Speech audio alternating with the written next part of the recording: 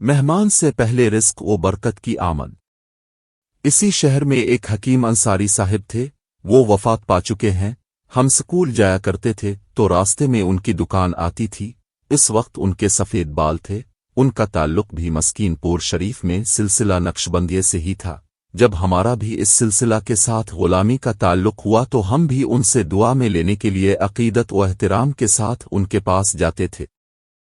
انہوں نے ایک واقعہ سنایا اور فرمایا کہ میں اس واقعے کا چشم دید گواہ ہوں۔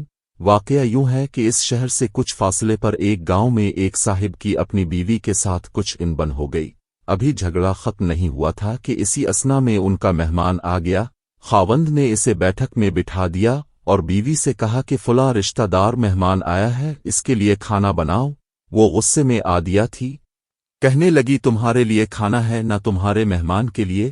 وہ بڑا پریشان ہوا کہ لڑائی تو ہماری اپنی ہے، اگر رشتہ دار کو پتہ چل گیا تو خواہ کی بات ہونگی، لہذا خاموشی سے آ کر مہمان کے پاس بیٹھ گیا۔ اتنے میں اسے خیال آیا کہ چلو بیوی اگر روٹی نہیں پکاتی تو سامنے والے ہمارے ہمسائے بہت اچھے ہیں، خاندان والی بات ہے، میں انہیں ایک مہمان کا کھانا پکانے کے لیے کہہ دیتا ہوں۔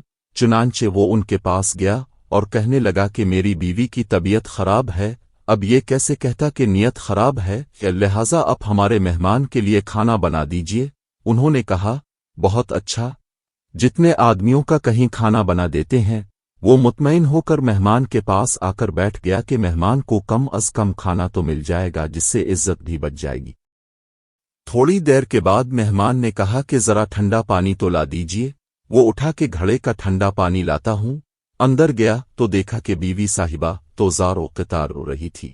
وہ بڑا حیران ہوا کہ یہ شیرنی اور اس کے آنسو، کہنے لگا کیا بات ہے؟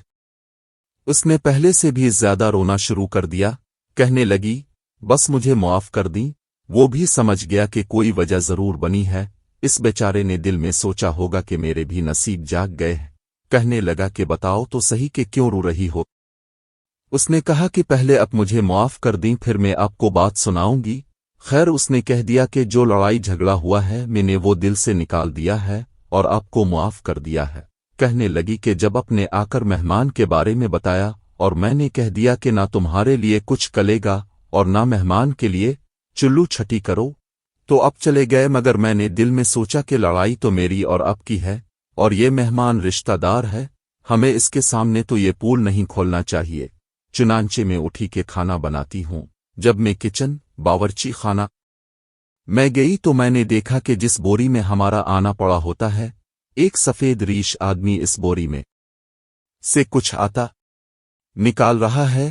میں یہ منظر دیکھ کر سہم گئی۔